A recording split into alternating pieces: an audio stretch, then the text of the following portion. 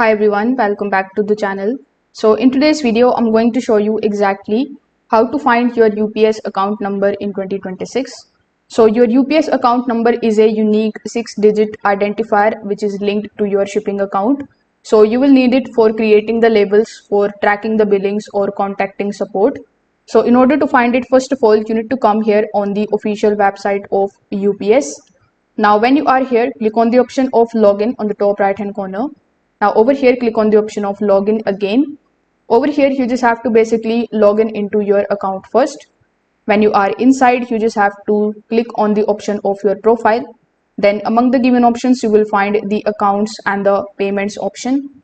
When you select this particular option, you are going to see or you will be redirected here on this page where it is going to show you my accounts and the payment methods. So over here, you are going to see the account number here.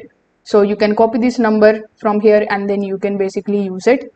Now you can also search for UPS shipping confirmations or billing emails, and this often includes your account number in the details section.